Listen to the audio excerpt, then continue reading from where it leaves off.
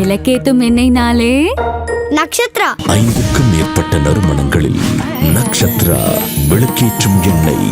i5 housing and properties. தேடுறதை விடுங்க, தேர்வு செய்யலாம் வாங்க. Call 9962 557 557.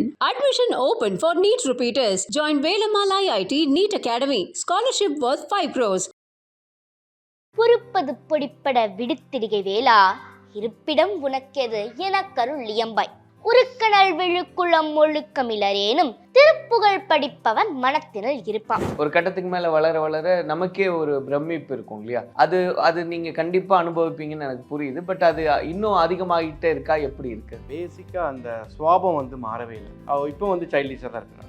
ஸோ முதல்ல நான் நிறைய இன்டர்வியூலேயும் சொல்லியிருப்பேன், அவள் வந்து ஒரு சைல்டிஷ். ஏன்னா நிறைய பேருக்கு அந்த டவுட் இருக்கும், எனக்கும் அந்த டவுட் இருக்கும். ஆனால் வந்து பார்த்தீங்கன்னா அவள் வந்து மேடையில்னு ஏறுனா அவள் அப்படியே டோட்டலாக மாறிடுவாள்.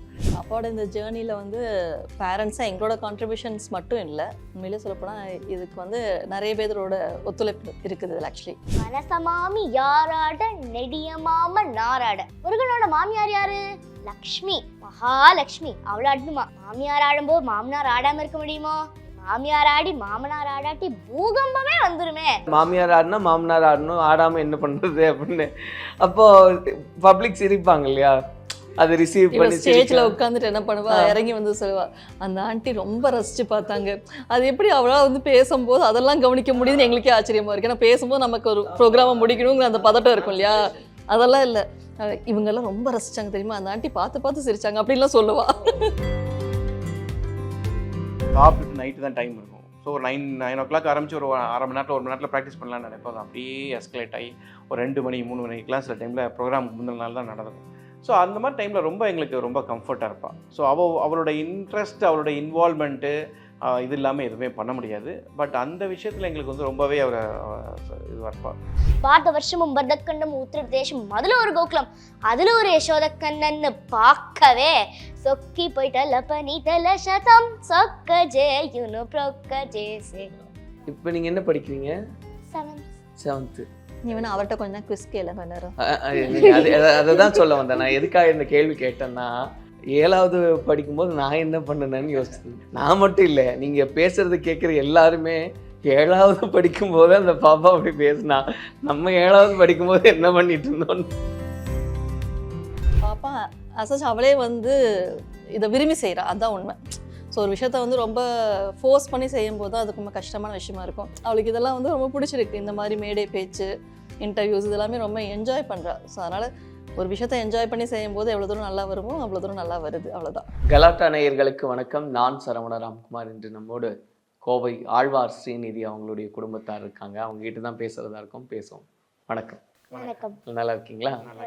முதல்ல இந்த ஜேர்னி இருக்கு இல்லையா, இப்போ நீங்கள் தொடர்ச்சியாக நிறைய விருதுகள், நிறைய இடங்களுக்கு போகிறீங்க, நிறைய பேசுகிறீங்க. முதல்ல எவ்வளோ சந்தோஷமாக இருக்குது?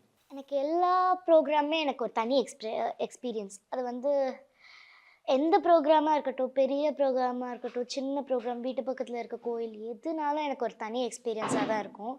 மற்றபடி நான் எந்த ப்ரோக்ராமும் ரொம்ப எக்ஸ்பெக்ட் பண்ண மாட்டேன். எல்லா ப்ரோக்ராம்லையும் என்னோட ஒரே ஒரு இது நல்லா பண்ணணும். நம்ம ஆரம்பத்துலலாம் பேசும்போது இன்டர்வியூவில் நல்ல சொற்பொழிவுகளெல்லாம் பேசும்போது இன்டர்வியூவில் வந்து கொஞ்சம் திக்கி இல்லை சிரித்து அப்படியெல்லாம் ஒரு குழந்தையாக பேசுனது இன்னும் அப்படி மெச்சூர் ஆகிட்டே இருக்குது அப்படின்றதெல்லாம் பார்க்க ரொம்ப சந்தோஷம்.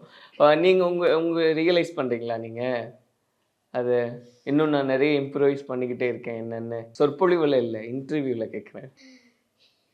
எனக்கு அந்த மாதிரி அப்படியெல்லாம் தெரியல, ரொம்ப கேஷுவலாக தான் இருக்கு. ஓகே, நீங்கள் எப்படி பார்க்குறீங்க மேடம் பாப்பாவோட ஜேர்னி?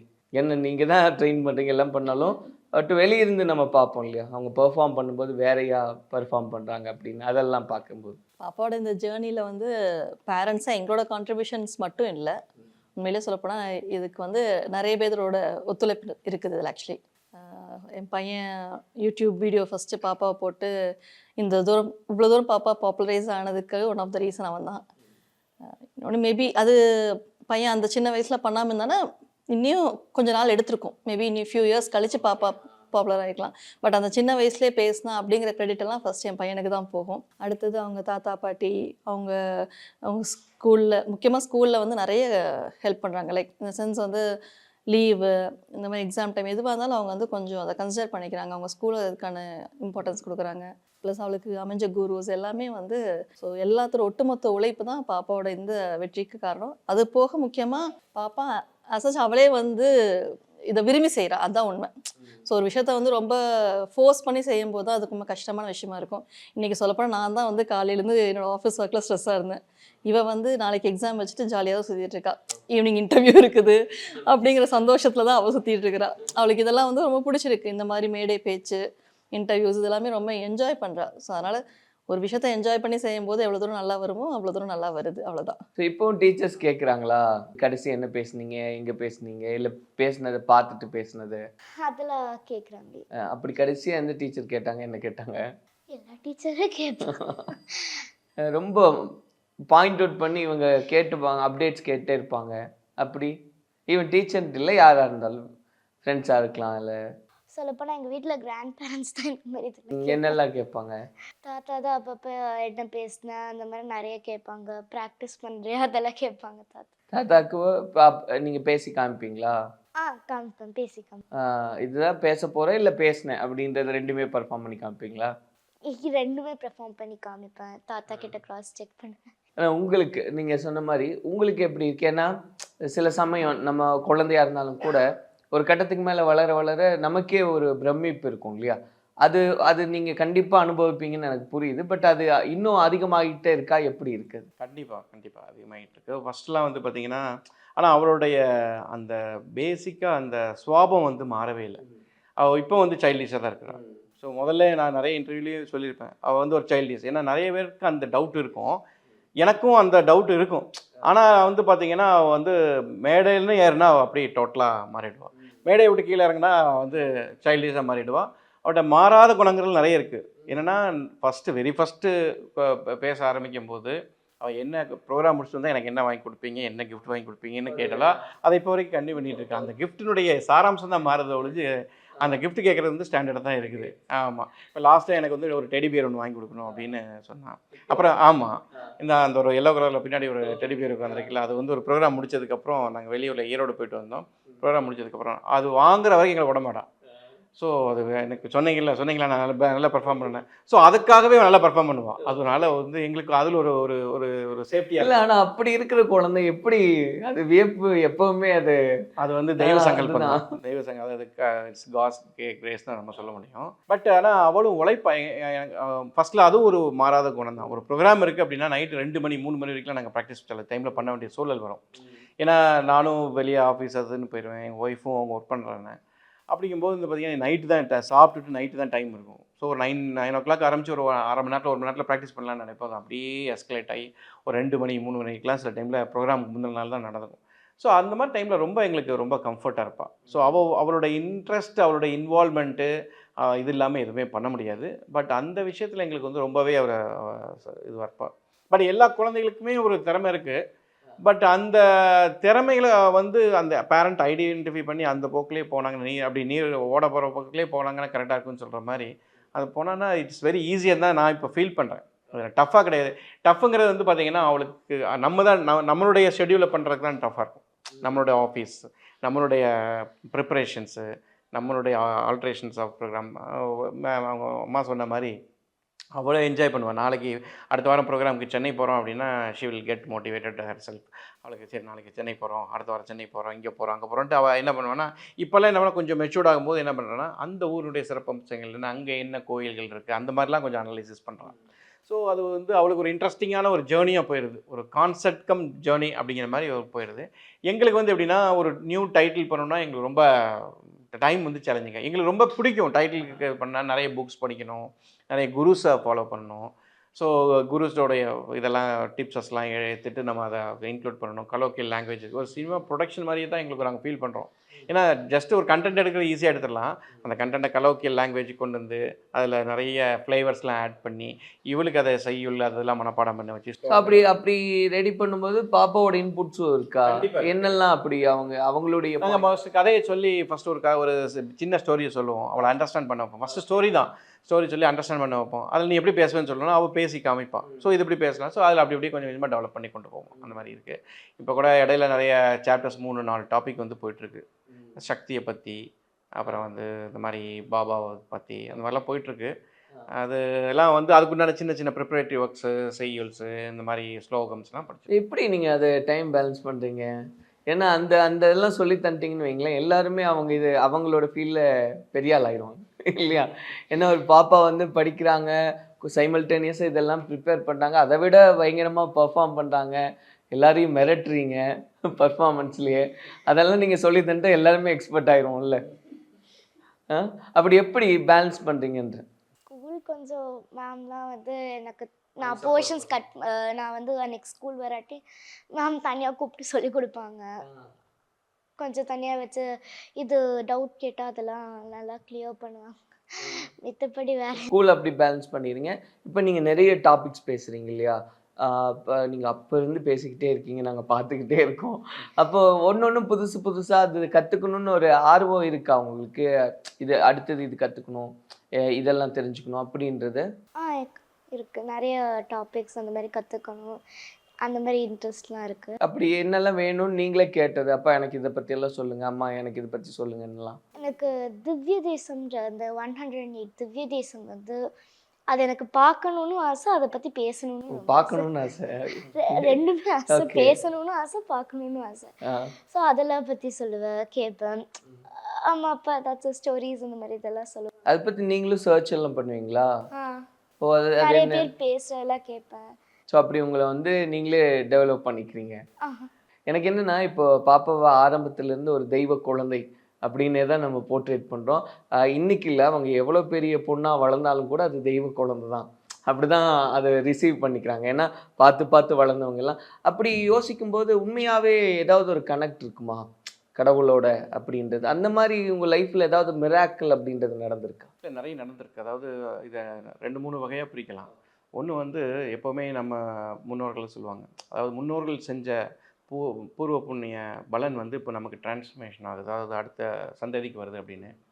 அந்த ஆஸ்பெக்டில் சொல்லப்போனால் என்னுடைய பாட்டி, என்னுடைய அப்பாவுடைய அம்மா, அப்புறம் என்னுடைய அம்மாவோட வழியில் உள்ளவங்க எல்லாருமே டிவைனில் ரொம்ப சர்வீஸ் பண்ணியிருக்காங்க. எல்லாருமே அதே இதில் இல்லை, ஸ்பீச்சில் வந்து எங்கள் ஃபேமிலிலேயே எனக்கு தெரிஞ்சு மூதாதையர்களில் இருந்து பார்த்தீங்கன்னா ஃபஸ்ட்டு மைக் பிடிக்கிறது பாப்பா தான். ஜென்ரலாக நான் ப்ரொஃபஷனலாக வந்து சும்மா நீங்கள் இப்போ சப்ஜெக்ட் ஓரியன்டாலாம் பேசுவோம், பட் பேச்சாளர் ஒரு அருளாளர் ஸ்டைலில் பேசுகிறது வந்து ஃபஸ்ட்டு பாப்பா தான் ஃபஸ்ட்டு. இது வரைக்கும் யாருமே எனக்கு தெரிஞ்சு மைக்கை கூட பிடிச்சதில்லை. பட் என்னென்னா அவங்களாம் வந்து சர்வீஸ் நிறைய பண்ணுவாங்க, சுவாமி நிறைய கும்பிடுவாங்க. அப்புறம் வந்து பார்த்திங்கன்னா என்னோடய பாட்டிலாம் வந்து பார்த்திங்கன்னா ஒரு சின்ன ஊரில் தான் இருந்தாங்க. அவங்க வந்து பார்த்திங்கன்னா அந்த ஏரியாவில் உள்ள லேடிஸ் எல்லாத்தையுமே வந்து கூப்பிட்டு திருப்பாவை சொல்லி கொடுக்குறது, நிறைய இதை திருவம்பாவை சொல்லிக் கொடுக்குறது. மார்கழி மாதம் ஃபுல்லாகவே அவங்க வந்து ஆண்டாள் ஃபோட்டோவை வச்சு சொல்லிக் கொடுத்து எண்ட் ஆஃப் த செஷனில் ப்ரைஸ்லாம் கொடுத்து அவங்களே ஒரு ஃபண்டிங்லாம் க்ரியேட் பண்ணி எல்லாத்துக்கும் போய் டொனேஷன்ஸ் வாங்கி ப்ரைஸ் கொடுத்து சின்ன குழந்தைங்களை என்கரேஜ் பண்ணி நிறைய சின்ன குழந்தைங்க, நான்லாம் திருப்பாவை படித்தது வந்து எங்கள் பாட்டி மூலிமா தான். அவங்க வந்து ப்ரைஸ் கொடுப்பாங்க அப்படின்னு சொல்லிட்டு ஒரு 10 திருப்பாவை மனப்பாடம் பண்ணிட்டு போய் மார்கழி மாதத்தில் போய் அவங்க கிட்ட போய் யூஸ் பண்ணது. அப்புறம் வந்து பார்த்திங்கன்னா டூர் கூப்பிட்டு போகிறது. பாட்டி அந்த காலத்துலேயே எனக்கு தெரிஞ்சு பூரி ஜெகநாதன் திருப்பதிக்கு வந்து பார்த்திங்கன்னா அப்போல்லாம் அந்த 5 சீட்டர், அதாவது 3 சீட்டர் 3 சீட்டர் 2 சீட்டர் இருக்கும் பார்த்திங்கன்னா, அந்த 5 சீட்டர் பழைய காலத்து பஸ், அசோக் லைலண்ட் பஸ். அந்த பஸ்ஸில் அவங்க வந்து இங்கேருந்து இப்போ பூரி ஜெகநாத் திருப்பதி இதெல்லாமே கூப்பிட்டு போய் அப்போ அவங்களுக்கு கிட்டத்தட்ட 65 வயசு இருக்கும். ஸோ இந்த மாதிரி சர்வீஸ் பண்ணது. அப்புறம் என்னுடைய அம்மா வந்து பார்த்திங்கன்னா பக்கத்தில் உள்ள குழந்தைங்களுக்கு எல்லாமே, ரூரல் குழந்தைங்க எல்லா குழந்தைங்களுக்குமே அவங்க கூப்பிட்டு கிட்டத்தட்ட நிறைய பேச்சஸ், விஷ்ணு சஹஸ்ரநாமம், திருப்பாவை, திருக்குறள் இதெல்லாம் வந்து சொல்லிக் கொடுப்பாங்க. இப்போ இவங்க வளரும்போது வந்து பார்த்திங்கன்னா அவங்க அதெல்லாம் பார்த்துட்டு இருந்தாங்க. ஸோ அந்த இம்பேக்ட், இந்த சென்டிமெண்டலாக அந்த மூதாதையர்லேருந்து டிரான்ஸ்ஃபர்மேஷன் பண்ணுற இம்பேக்ட் அது ஒன்று. அதோடைய தொடர்ச்சி வந்து பார்த்திங்கன்னா இப்போ நாங்களுமே அதை கொஞ்சம் ஒர்க் பண்ணுறோம். ஏன்னா ஒரு விஷயம் நமக்கு தெரிஞ்சிருச்சு, ஒரு காம்ப்ளிமெண்ட் இருக்குன்னா அதை எப்படி நம்ம யூட்டிலைஸ் பண்ணணும் அப்படிங்கிற இது வந்து எங்களுக்கும் நிறைய வெல்விஷர்ஸு எல்லாம் இருக்காங்க. அவங்க சொல்லிக் கொடுத்தது, அவங்களோட வழிகாட்டுதல் பிரகாரமும் இவங்களோட குருஸோட வழிபாடு நாங்கள் போயிட்டுருக்கோம். அது நாங்களுமே கொஞ்சம் ஒர்க் பண்ணுறோம். சரி, இது மட்டும் இல்லாமல் ஒரு சின்ன இன்சிடென்ட்ஸ் வந்து நான் சொல்கிறேன். அதாவது நாங்கள் வந்து ஆக்சுவலாக என்னுடைய ஃபஸ்ட்டு பையன் தான் இருக்கான். இப்போ வந்து அதுக்காக பிறக்கிறதுக்கு முன்னாடி இங்கே பக்கத்தில் ஒரு ராமர் கோயில், அங்கே வந்து அப்போ தான் ஆண்டாள் வந்து புதுசாக வந்து சிலை வந்து வாங்குறாங்க. ஒரு வெங்கல சிலை ஆண்டாள் வந்து அங்கே இல்லை அப்படிங்கிறாங்க, ராமர் கோயிலில் வாங்குறாங்க. அங்கே ஆண்டாள் வழிபாட்டு கழகம்னு சொல்லி ஒரு மகளிர் கழகம் ரொம்ப அருமையாக சூப்பராக பண்ணிகிட்டு இருக்கிறாங்க. ஸோ அவங்க வந்து டொனேஷன்லாம் க்ரியேட் பண்ணி ஒரு ஆண்டாள் வாங்கிடுறாங்க. நார்மலாக வந்து பார்த்திங்கன்னா ஆண்டாள் இந்த மாதிரி சிலை வாங்கும்போது அதை பிரதிஷ்டை பண்ணுறதுக்கு முன்னாடி எல்லா வீட்டுக்கும் போகலாம் அப்படிங்கிற ஒரு ரூல் இருக்குது, ஒரு ஜஸ்ட் ஒரு கலோக்கியல் நடைமுறை இருக்குது. ஒன்ஸ் பிரதிஷ்டை பண்ணிட்டாங்கன்னா உற்சவராக தான் வெளியே வர முடியுமா, வீட்டுக்கு வராது. ஸோ அப்போ அங்கே உள்ள ஒரு அந்த பட்டாச்சாரியார் சொன்னார், சாமி இந்த மாதிரி நாளையோட முடியுது, நாளைக்கு அப்புறம் சாமி வெளியே போகாது, ஆண்டாள் வந்து வீட்டுக்கு கூட்டு வரலாம், நீங்கள் சொல்லுங்கள் நாளைக்கு வேணா உங்கள் வீட்டுக்கு கூட்டு வரலாம் அப்படின்னாரு. நான் வீட்டில் யார்ட்டையுமே கேட்கவே இல்லை, அவர் வெளியே பார்க்குறாரு. ஸோ சரி சாமி நான் வந்துட்டு கன்ஃபார்ம் பண்ணிட்டு வந்துட்டேன். மறுநாள் காலையில் ப்ரோக்ராம், ஆண்டாள் வர்ற வைபவம் மறுநாள் காலையில் இருக்குது. அந்த கோயிலேருந்து சுவாமி எடுத்துகிட்டு வந்துட்டாங்க. நான் வீட்டில் வந்து தடப்படம் எல்லாம் சொல்லி ஒரு 50 பேர் வீட்டுக்கு வந்துட்டாங்க. எங்கள் ரிலேஷன்ஸ் பக்கத்தில் உள்ளவங்க ஃப்ரெண்ட்ஸ் எல்லாத்தையும் ஆண்டாள் வருது வாங்கவங்கன்னு சொல்லி வந்துட்டாங்க. கரெக்டாக நான் கார்லேருந்து அந்த ஆண்டாளை இறக்குறேன். எங்கள் வீட்டுக்கு முன்னாடி, அதுக்கு முன்னாடிலாம் பசுவோ இதெல்லாம் வந்ததில்லை, ஒரு பசுவும் கன்றும் முன்னாடி நின்று எங்களை விடவே மாட்டேங்குது. விடவே மீன்ஸ் அது வாட்டுக்கு அமைதியாக நிற்கிது. அப்புறம் அதை தள்ளி இது பண்ண வச்சுட்டு நாங்கள் வந்து சாமி கொண்டு வரோம். எங்கள் பின்னாடியே வந்துடுச்சு. வீட்டு வாசல் ஏறி படி 3-4 படி ஏறி வீட்டில் வந்து அதை ஹோமியம் பண்ணிட்டு போச்சு, சாணம் பண்ணிட்டு போகுது. அது போகவே மாட்டேன்ருச்சு, நின்றுக்கிட்டே நிற்குது. வேறு வழி இல்லாமல் அதை நைஸாக இது பண்ணி நாங்கள் அப்படி இது பண்ணோம். அப்புறம் வந்து பார்த்திங்கன்னா அது அந்த ஆண்டாள் வைபவம் கிட்டத்தட்ட ஒரு 2.5 hours 3 hours நடந்துச்சு. சுவாமிக்கு வந்து பார்த்திங்கன்னா அந்த இதெல்லாம் அர்ச்சனை எல்லாம் பண்ணி 4ஆவது விபரம் இந்த பாசுரம் பாடி திருப்பாவையெல்லாம் பாடி அது முடிஞ்ச பிற்பாடு வந்து பார்த்திங்கன்னா திருமஞ்சனம்லாம் நடந்து ஆண்டாள் அது போய் மறுநாளில் தான் அந்த பிரதிஷ்டை இது பண்ணிட்டாங்க. அது அப்படியே இதாகிடுச்சு. இது ஆய் கொஞ்ச நாளில் வந்து பிறந்தா. ஒரு 3 months இவரோட கன்ஃபர்மேஷன், 2 months 3 months கன்ஃபர்மேஷன் ஆச்சு. இது நினைக்கும் போது வந்து பார்த்திங்கன்னா ஆண்டாள் வந்துட்டு போது நம்ம வீட்டுக்கு ஒரு ஆண்டாள் வருது அப்படின்னு.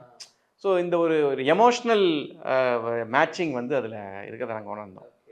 ஸோ அது உங்களால் ஃபீல் பண்ண முடியல, ஏன்னா பாப்பா வந்து ஆண்டாளை பற்றி பேசும்போது எல்லாரும் மெய் மறந்து பார்க்குறாங்கன்னா இப்படி ஒரு சம்பந்தம் இருக்குது அப்படின்றது.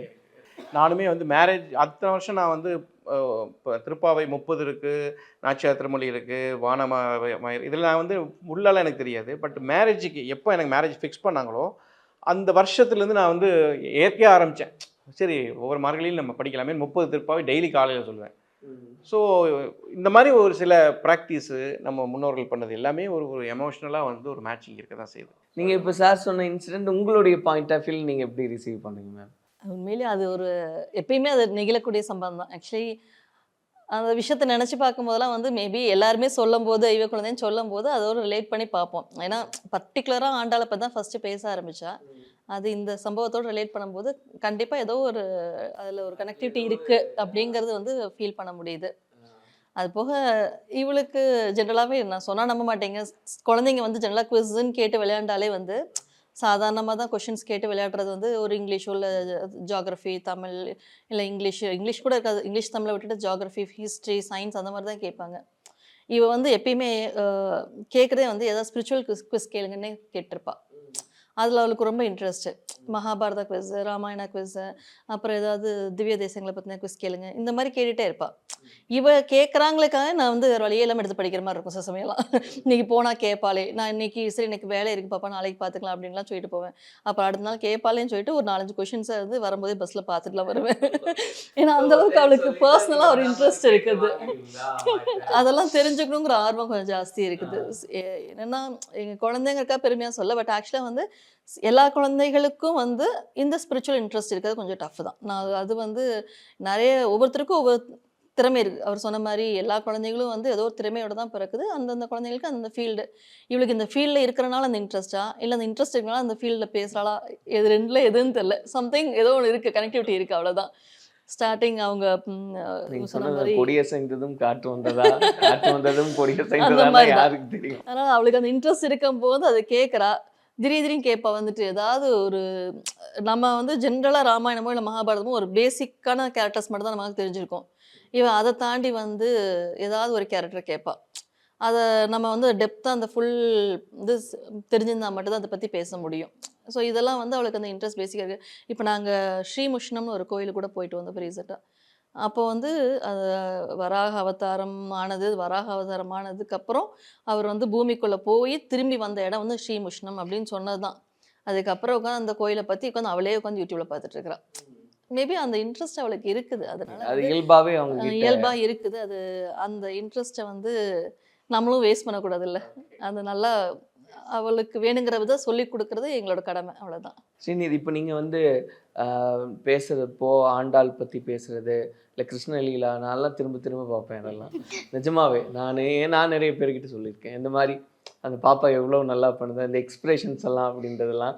இப்போ நீங்கள் கடவுள் பற்றி பேசுறது, இப்போ அதை தாண்டி கடவுள் முருகர் அப்படின்னும் போது அவங்க அருளாளர்கள் பற்றியெல்லாம் பேசுறது உண்டா? அப்படி யாராவது பற்றி எனக்கு பேசி காமிக்கிறீங்களா? முருகனுடைய பெரிய பக்தர் ஆ. அடியார் அடியாளர் அந்த மாதிரி சொல்லணும்னா அது வந்து அருணகிரிநாதர். எப்படி சொல்லி அடியார்னா அது அருணகிரிநாதர் தான். ஒரு முறை இந்த அருணகிரிநாதர் திருவண்ணாமலை வந்து சேர்றார். அங்க ஒரு ராஜா, அவர் பெயர் பிரபுட்ட தேவ மகாராஜா. அவரோட அரசவையில சம்பந்தாண்டான் அப்படின்னு ஒரு காளி உபாசகர் இருக்கார். இந்த சம்பந்தாண்டான் காளி உபாசகம் பண்ணா காளி கண் முன்னாடி வந்து நிப்பாளாம். இந்த பிரபுதேவ மகாராஜாக்கு இந்த சம்பந்தாண்டான் மேல தனி மரியாதையும் உண்டு. ஆனாலும் அன்னையனதர் வந்திருக்கார் இல்லையா, அவரோட அவை கூப்பிட்டு மரியாதை எல்லாம் பண்றார். இது அந்த சம்பந்தாண்டானுக்கு பொருட்கள் புறாம. யாரத்தான் விட்டது இந்த புறாம? சம்பந்தாண்டானையும் பிடிச்சிடுது. உடனே பம்பு கிழக்க ஆரம்பிக்கிற. உடனே போய் சொல்ற, நான் காளி உபாசகம் பண்ணா காளி கண் முன்னாடி வந்து நிப்பா, அதே இந்த அருணகிரிநாதர் முருகனை உபாசகம் பண்ணி முருகனை வர வைப்பாரா அப்படின்னு கேட்குற. ராஜா பார்த்தார், என்னமோ ஒன்று, இவர்கள் 2 பேர்த்தையும் சண்டையை போட விட்டுருவோம், அந்த சாக்கில் நம்ம காளியையும் பார்த்துடலாம் முருகனையும் பார்த்துடலாம் அப்படின்னு ராஜா பிளான் போட்டுட்டார். அதுக்கு ஒரு குறிப்பிட்ட நாளும் தேர்ந்தெடுக்கப்பட்டதாம். அருணகிரிநாதர், சம்பந்தாண்டார், பிரபுதேவ மகாராஜா எல்லாம் இருக்காங்க. சம்பந்தாண்டான் காளி உபாசகம் பண்ண ஆரம்பிக்கிறார். மந்திரங்களை கரெக்டாக சொல்லணும், மந்திரங்களை தப்பு உச்சரிக்க கூடாது, மந்திரங்களுக்கு பெயராற்றல் உண்டு. அப்படி சம்பந்தாண்டான் காளி உபாசகம் பண்ண ஆரம்பிக்கிறார். காளி கிளம்புறா, காட்சி கொடுக்கணும் இல்லையா, கிளம்புறா. நான் முருகன் தடுக்கிறார். தாயே நீ போகக்கூடாது, இந்த சம்பந்தாண்டான் ஒரு புறாம குளத்துல பண்றார், நீ காட்சி கொடுக்க கூடாது அப்படின்னு சொல்ற.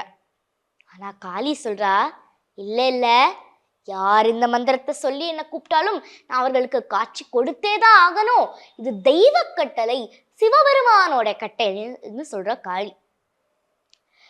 முருகன் பார்த்தார், நீங்க கம்மன் அந்த சம்பந்தாண்டானுக்கு மட்டும் காட்சி கொடுத்துன்னு கிளம்பிடுங்களேன் அப்படின்ற. சம்பந்தாண்டான் காளி உபாசகம் பண்ணி முடிக்கிறார்.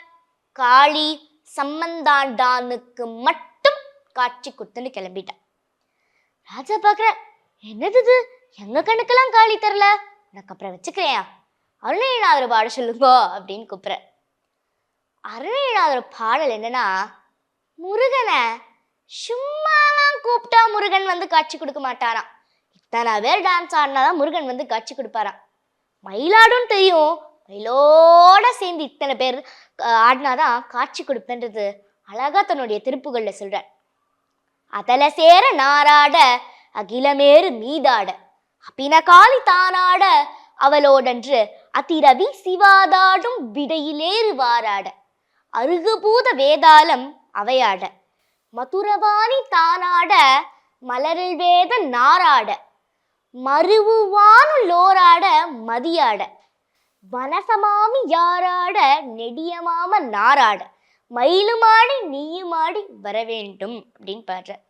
அதல சேர நாராட பூமிக்கடியில பூமியை தாங்கக்கூடிய ஆதிசேஷன் நாடனுமாமா, அக்கில மேரு மீதாடு மேரு மழையாடணுமாமா, அப்பின காளி தானாட காளி ஆடணுமாமா, அவளோடன்று அதிரவி சிவாதாடும் விடையிலேறு வாராட விடை ரிஷப வாகனத்துல வரக்கூடிய சிவபெருமான் ஆடணுமாமா, அருகுபூத வேதாளம் அவையாட பூதகணங்கள் எல்லாம் ஆடணுமாமா, மதுரவாணி தாராட மதுரவாணி யாரு, சரஸ்வதி கலைவாணி தாய், அவள் ஆடணுமாமா. மலரில் வேதனார் வேதனார் யாரு, நான்முகன் பிரம்மன், அவர் ஆடணுமாமா. மருவான் லோராட மதியாட சந்திரன் ஆடணுமாமா. வனசமாமி யாராட நெடியமாம நாராட முருகனோட மாமியார் யாரு, லக்ஷ்மி மகாலட்சுமி, அவள் ஆடணுமா. மாமியார் ஆடும்போது மாமனார் ஆடாம இருக்க முடியுமோ, அப்படி மாமியார் ஆடி மாமனார் ஆடாட்டி பூகம்பமே வந்துடுமே, பூகம்பம் வந்தா கூட பரவாயில்ல, சுனாமியே வந்துடுமே, அதென்ன நெடிய மாமனார் இதுதான் விஸ்வரூபம் காமிச்சாரே உலகளந்த பெருமாள் அவராடணுமாமா. மயிலுமாடி நீயுமாடி வரவேண்டும் அப்படின்னு பாடுறேன். ரொம்ப அப்படி மெய் மறந்து எனக்கு என்னன்னா, இப்போ நம்மளே அவ்வளோ ரிசீவ் பண்ணோன்னா அங்கே கூட்டத்தில் இருக்கிற ஜனங்கள்லாம் நீங்கள் அதை பார்க்குறீங்க இல்லையா, அந்த எக்ஸ்பிரன்சஸ் நீங்கள் பார்க்குறீங்களா, அந்த அவங்களோட எக்ஸ்பிரஷன்ஸ் எப்படி இருக்கு அப்படின்னு. நாங்க பார்க்கறத இவ மேடையில அதுதான் உட்கார்ந்து இவ அது எப்படி பார்த்துட்டு இருப்பா. நீங்க இப்போ நீங்க சொல்றீங்க இல்லையா, மாமியார் ஆடினா மாமனார் ஆடணும், ஆடாம என்ன பண்றது அப்படின்னு. அப்போ பப்ளிக் சிரிப்பாங்க இல்லையா, அதை ரிசீவ் இவ பண்ணி ஸ்டேஜ்ல சிரிக்கலாம். உட்காந்துட்டு என்ன பண்ணுவா, இறங்கி வந்து சொல்லுவா, அந்த ஆண்டி ரொம்ப ரசிச்சு பார்த்தாங்க. அது எப்படி அவளா வந்து பேசும்போது அதெல்லாம் கவனிக்க முடியுது எங்களுக்கே ஆச்சரியமா இருக்கு. ஏன்னா பேசும்போது நமக்கு ஒரு ஆமா, ப்ரோக்ராம் அது முடிக்கணுங்கிற அந்த பதட்டம் இருக்கும் இல்லையா, concentration. அதெல்லாம் இல்ல. இவங்க எல்லாம் ரொம்ப ரசிச்சாங்க தெரியுமா, அந்த ஆண்டி பார்த்து பார்த்து சிரிச்சாங்க அப்படின்லாம் சொல்லுவா. ஓ. எப்படி இதெல்லாம் நோட்டீஸ் பண்ணான்னு தெரியல எங்களுக்கு. அந்த நீங்க அது கவனிப்பீங்களா, யாரெல்லாம் சிரிக்கிறாங்க, அவள் கையெல்லாம் தட்டி சிரிப்பாங்க இல்லையா, அதெல்லாம் அந்த அந்த மாமா கை தட்டி சிரிச்சாரு அப்படின்னு நானே அவங்க கிட்ட போய் சொல்லுவேன். சொல்லிடுவா, அப்படியா? நீங்க நல்லா என்ஜாய் பண்ணீங்க. ஓ அப்படியா? இவளே டேரக்டா போய் ஆ. சொல்லிடுவா, ஆண்டி உங்களை பார்த்த ஆண்டி நீங்க சிரிச்சிட்டே இருந்தீங்க, ஓ. குறைச்சிட்டே இருந்தீங்கன்னா எல்லாத்தையும் போய் சொல்லிடுவா. இப்போ முறைச்சிட்டு இருந்தாலும் சொல்லிடுறதா? அதுக்கு என்ன சொல்லுவாங்க பதில்? அவங்க சிரிப்பாங்க. நான் ரொம்ப மெய் மறந்து கேட்டேன் அப்படின்னு சொல்லுவேன். அதுக்கும் முறைச்சிட்டேவா கேட்பீங்க? எனக்கு எனக்கு உங்களை பார்க்கும்போதெல்லாம் எனக்கு நீங்கள் நிஜமாவே எனக்கு ஒவ்வொரு தடவையும் நீங்கள் கிருஷ்ணலீலி பற்றி பேசுங்கன்னு கேட்கணும்னு ஆசை. பட் இருந்தாலும் அந்த அவங்க மண்ணு சாப்பிட்றாங்க அப்படின்னு அந்த போர்ஷன் மட்டும் எனக்கு சொல்லி காமிக்க முடியுமா? அந்த போர்ஷன் மட்டும். ஒரு சமயம் பசங்கள்லாம் இப்போ யசோத நேரத்தில் சொல்கிறேன், அம்மா யசோதம்மா கண்ணை மண்ணு தின்னுட்டாமா, மண்ணு தின்னுட்டான்.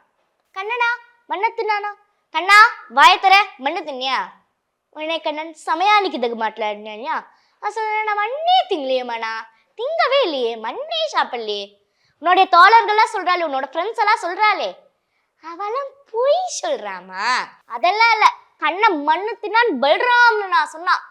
கிருஷ்ணா சொல்கிறானா, கொஞ்ச நாள் பல்ராம் இப்பெல்லாம் பொய் சொல்றாமா, சமயானிக்கு தகு மாட்டலான்னு நிரூபிச்சுட்டே வர்றார் ஒவ்வொரு கட்டத்திலையும்.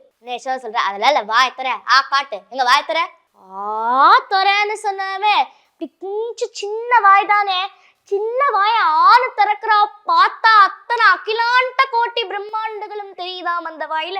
அவ்வளவு அண்டங்கள்ல ஒரு அண்டம், அதுல சப்த தீபம், ஜம்பு தீபம், பாரத வருஷம், பரத கண்ணும், உத்தரப்பிரதேசம், அதுல ஒரு கோகுலம், அதுல ஒரு யசோதா, அந்த யசோத கண்ணன் மறக்கா, வாய காட்டுன்னு சொல்றா, அந்த கண்ணன் வாய்க்குள்ள அகிலாண்ட கோட்டி பிரம்மாண்டங்களும், அதுல அண்டங்களும், ஜம்பு தீபங்களும், பாரத வருஷமும், பரத கண்ணும், உத்தரப்பிரதேசம், அதுல ஒரு கோகுலம், அதுல ஒரு யசோத கண்ணன்னு பார்க்கவே சொக்கி போயிட்ட லபனி தல சதம் சொக்க ஜேயுனு ப்ரொக்க ஜேசே.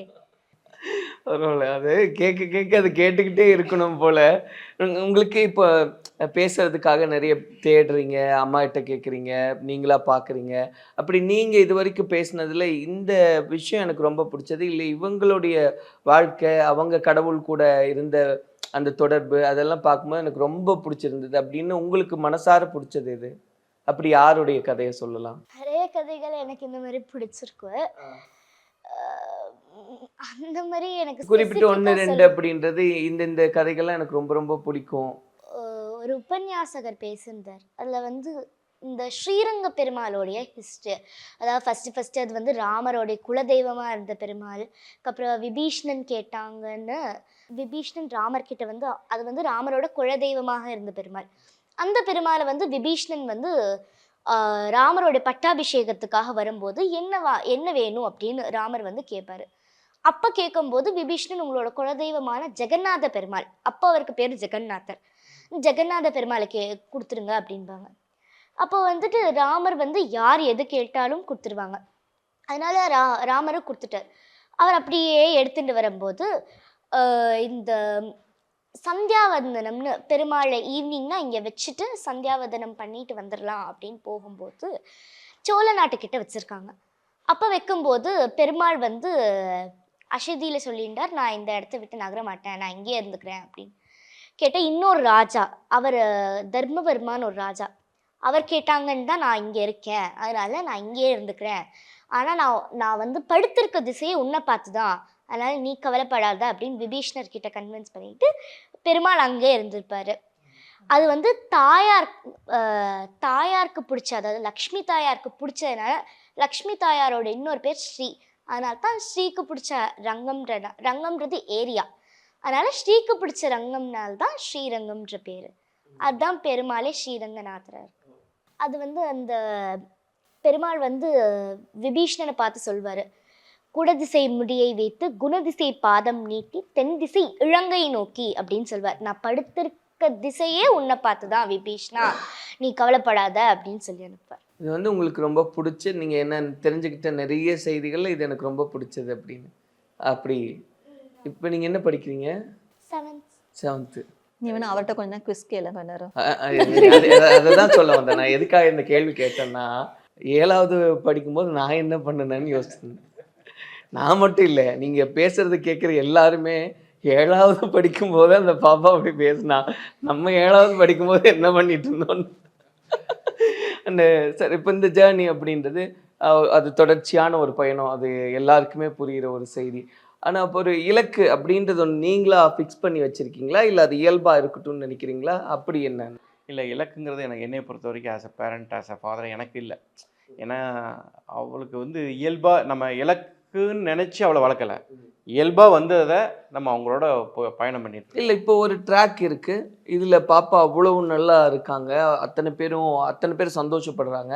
அப்போ அதில் ஒரு இலக்காக அதை மாற்றி, இல்லை அதில் ஒரு அல்டிமேட் அப்படின்றது அதுதான் அது வந்து நாங்கள் வந்து அந்த இலக்குன்னு ஒன்று வச்சிட்டோம் அப்படின்னா அதுக்கோசரம் நம்ம நிறைய போராடி இது பண்ணி அவங்களையும் டிஸ்டர்ப் பண்ணி நம்மளும் டிஸ்டர்ப் பண்ணி அது போகணும். நாங்கள் அந்த மாதிரி ரொம்ப டார்கெட்டிவாக இல்லை, நாங்கள் ரொம்ப இலக்குன்னுலாம் ஃபிக்ஸ் பண்ணல. இது கடவுள் கொடுத்த ஒரு பிராப்தம். ஆனால் நம்ம கடமைன்னு ஒன்று இருக்குது. ஸோ அதை விடாமல் ஒரு ப்ரோக்ராம் வருதுனால அவ்வளோ அடுத்தடுத்த சாப்டர் நாங்கள் மட்டும் எங்களுடைய கடமையை பண்ணிக்கிட்டே இருக்கிறோம். அதில் வந்து நிறைய தொய்வும் இருக்குது, நிறைய கேப் இருக்குது. ஒரு சாப்டர் 2 மாதம் கழிச்சு 3 மாதம் கழிச்சு முடிச்சிடலாம்னு நினைப்போம். ஆனால் முடியாது. 6 மாதம் 7 மாதம் 1 வருஷம் கூட சில சாப்டர்லாம் வந்து முடியாமல் அப்படி இருக்கும். எக்ஸாம் வரும், அது வரும், இந்த மாதிரி பல்வேறு சவால்கள் இருக்குது. ஆனால் இலக்குங்கிறத நாங்கள் பெருசாக ஃபிக்ஸ் பண்ணல. போகிற வரைக்கும் இதை அப்படியே கொண்டு போவோம், அது கடவுள் சித்தம் அப்படின்னு இருக்கு. ஒரு பக்தர் முருகனை பார்த்து கேட்குறார், முருகா, இப்போ நான் உன்னை நேரில் பார்த்துட்டேன், திருப்பி நான் உன்னை நேரில் பார்க்கணுன்னு என்ன பண்ணேன் கேட்டால், அந்த படை வீட்டுக்கு போய் இந்த படை வீட்டுக்கு போன்னு சொல்கிறா. ஆனால் நான் எங்கே வந்து உன்னை நேரில் பார்க்க அப்படின்னு கேட்டதுக்கு சாக்ஷாத் முருகனே சொன்னபதில் தான் இது கருதப்படுறது. பொறுப்பது பொடிப்பட விடுத்திடுகை வேளா, இருப்பிடம் உனக்கெது எனக்கருள் இயம்பாய், உருக்கணல் விழுக்குளம் ஒழுக்கமிலரேனும் திருப்புகழ் படிப்பவன் மனத்தினல் இருப்பான். முருகன் சொல்ற, யார் யாரெல்லாம் திருப்புகழ் படிக்கிறார்களோ அவர்கள் மனத்திலும் உள்ளத்திலும் வீட்டிலும் நான் இருப்பேன் அப்படின்றது சாக்ஷாத் முருகனே சொன்னபதில் தான் கருதப்படுறது. நீங்கள் வீட்டுக்குள்ள சண்டையெல்லாம் போடுவீங்களா? இல்லை, அதான் கேட்குறேன். ஏன்னா இப்படி பேசுகிற குழந்தை சண்டையெல்லாம் போடாது, ரொம்ப சமத்தா இருந்துக்கும் அப்படின்னு. ஏன்னா அவங்க தாத்தாட்ட கேட்டு பாருங்க. தாத்தா கிட்ட கேட்கலாமா நம்ம? சண்டையெல்லாம் போடுவீங்களா? சண்டை போடுறதுக்கு இப்போ ஆள் இல்லை, அதான் பிரச்சனை. சண்டை போடுறதுக்கு ஆள் இல்லாமல் என்னாச்சு? இப்போ ஹாஸ்டல்ல ஓகே, இருக்கறனால அப்போ சண்டை போடுவீங்க? அவ்வளோலாம் சண்டை போட மாட்டேன், ஓரளவுக்கு ஏதோ சண்டை போடுவேன். ஏதோ நான் முன்னாடி நம்ம ஏற்கனவே பேசும்போது ஒரு தடவை கேட்டேன் இல்லையா, என்னவாக போறீங்க, என்ன ஆகணும்னு ஆசைன்னு. இப்போ அதே ஆசையா? அப்ப என்ன சொன்னான்னு மறந்துட்டாலே. அப்போ என்ன சொன்ன ஞாபகம் இல்லையா? எனக்கும் ஞாபகம் இல்லை, அதனால தான் திரும்ப எனக்கு ஞாபகம் இருக்குது. அப்படியா? சொல்லுங்க மேடம், என்ன சொன்னாங்க? அப்ப ஏதோ அஸ்ட்ராலஜர்னு சொல்லியிருப்பான்னு நினைக்கிறேன். அஸ்ட்ராலஜர் சொல்ல இல்ல அஸ்ட்ராலஜர் இல்ல, இது சாரி, அஸ்ட்ரானட்ஸ். ஓகே, அஸ்ட்ரானட்ஸ் சொல்லியிருப்பான்னு நினைக்கிறேன். அப்புறம் பிசிக்ஸ் கஷ்டம்னு சொன்னோம்னா அப்புறம் வேணான்ட்டு அப்புறம். இப்போ என்ன ஆசை, என்னவாகணும்? டாடியோட ஃபீல்ட்லயே ஆர்கிடெக்ட். எப்படி தடால் மாறிடுச்சு? நெக்ஸ்ட் இன்டர்வியூக்கு வாங்க அப்போ. ஓகே, ஸோ அப்போ ஒவ்வொரு தடவையும் நான் உங்களை இன்டர்வியூ பண்ணும்போது கண்டிப்பாக இந்த கேள்வி கேட்பேன், சரிங்களா? நீங்கள் ஒவ்வொரு ஒரு உபன்யாசகர் ஆகணும். ஓகே, சரி, அது கான்ஸ்டண்ட்டாக வச்சுக்கலாம். ஆனால் நான் ஒரு தடவை கேட்கும்போது நீங்கள் ஒன்று ஒன்றா எனக்கு சொல்லணும், சரியா? ஆடிட்டர்னு சொன்னீங்களா அன்னைக்கு? அதெல்லாம் சொல்லுங்க. ரீசெண்டாக ஆடிட்டர்னு சொல்லிட்டு இருந்தேன். மேக்ஸ் நல்லா போடணும் அப்படின்னு விட்டுட்டு அடுத்து. அப்படியா? மேக்ஸ் பிடிக்காது உங்களுக்கு? அப்பப்போ ஒவ்வொரு மாதிரி கேல்குலேஷன் வரும். ஸோ மேக்ஸ் டீச்சர் பார்ப்பாங்கல்ல இதெல்லாம்? மேக்ஸ் டீச்சர் பார்ப்பாங்க. மேம் வந்துட்டு why are you feeling maths so டஃப்னு கேட்பாங்க. அப்படியே கேட்பாங்களா? நீங்கள் என்ன சொல்லுவீங்க? From basic my maths is a bit. Okay, so ரொம்ப சந்தோஷம். நீங்கள் இப்போ நிறைய மேடைகளுக்கெல்லாம் போயிருக்கீங்கல்ல, அப்போ எவ்வளோ நேரம் அதிகபட்சமாக பெர்ஃபார்ம் பண்ணியிருந்தீங்க? கொஞ்சம் ரீசண்டாக பார்த்தீங்கன்னா மதுரையில் நாங்கள் ஒரு ப்ரோக்ராம் பண்ணியிருந்தோம். அது வந்து நிருத்ய உபன்யாசம்னு. நான் வந்து ஒரு ஸ்லோகம் மாதிரி ஏதாச்சும் சொல்வேன்னா அவங்க அதே இது பாட்டாக போட்டு அது டான்ஸ் பண்ணுவாங்க. அந்த மாதிரி இப்போது அது வந்து ஃபுல்லாக முருகன் பேஸ்டு. இப்போது நான் ஒரு அறுபடை வீடு முடிக்கிறேன்னா அவங்க வந்து பழனினா ஃபஸ்ட்டு அவங்க பழனிக்கான ஒரு பாட்டு எடுத்து அந்த இதில் டான்ஸ் பண்ணுவாங்க. அது வந்து கிட்டத்தட்ட 2 ஹார்ஸ்க்கு மேலே ஆயிடுச்சு. அவங்க டான்ஸ் பண்ணி நான் பேசாத இந்த இன்ட்ராக்ஷனோடவே ஒரு 2 ஹார்ஸ் மேலே ஆயிடுச்சு அந்த ஒரு ப்ரோக்ராம். அதுக்கப்புறம் அந்த டான்ஸ் இல்லாமல் நான் அந்த டாபிக் மட்டும் ஃபுல்லாக பேசும்போது இங்கே அரியலூரில் பெனாடமில் பேசியிருந்தேன். அப்போது அந்த ராம்கோ சிமெண்ட்ஸோட ஒரு பிளான்ட்டில் தான் பேசியிருந்தேன். அப்போ வந்து ஒரு 1.5 ஹார்ஸ் பக்கத்தில் ஆயிடுச்சு. 1.5 ஹவர்ஸ் அதிகபட்சம் பெர்ஃபார்மன்ஸ்ன்றது எவ்வளோ நேரம்? Mostly 45 to 50 minutes. ஓகே, இது வந்து 1.5 ஹவர். அந்த ஒரு சாப்டர் மட்டும் ரொம்ப அந்த நிருத்ய உபன்யாசம்ன்ற டாப்பிக்காக தான் நாங்கள் மெயினாக ப்ரிப்பேர் பண்ணதே. அது 2 ஹார்ஸ் வந்ததுனால அது அந்த பாட்டு மியூசிக் அந்த டான்ஸ்லாம் கட் பண்ணி மீதி இருக்கிறது 1.5 ஹார்ஸ் என்னோட ஸ்பீச் இருந்துச்சு. ஸோ அந்த பர்ஃபார்மன்ஸ்ன்றது 1.5 மணி நேரம் அப்படின்றது. எனக்கு ஒரு டவுட் வரும், நீங்கள் பேசும்போது எங்கேயாவது ஒன்று மறந்துருச்சுன்னா, ஏதாவது ஒன்று ட்விஸ்ட் ஆயிடுச்சுன்னா அதை எப்படி சமாளிப்பீங்க? இல்லை அப்படியே ஃபாலோ பண்ணி போயிடலாமா? எப்படி அது அப்படி நடந்திருக்கா?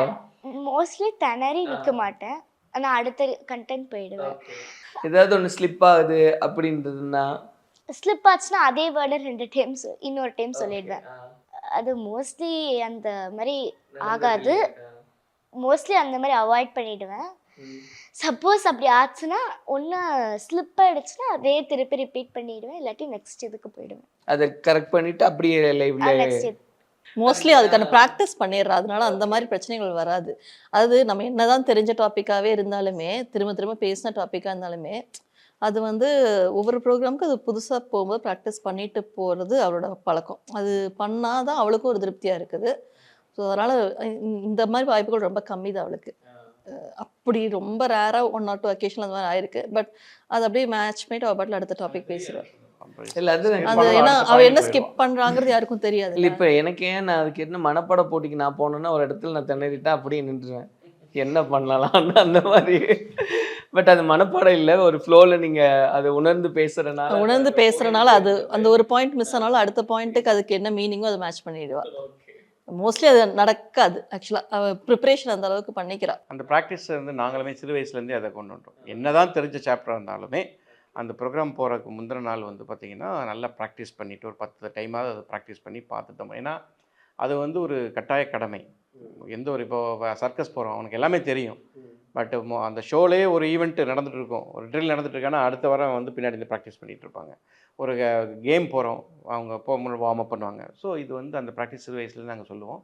அவளும் அதை வந்து முதல்ல பண்ணுறாலோ இல்லோ கடைசி டைமில் அவங்க நல்லா பண்ணுவாள், ப்ராக்டிஸ் பண்ணுவாள். அது வந்து பழக்கமாக மாறிடுச்சு அது ஆக்சுவலாக.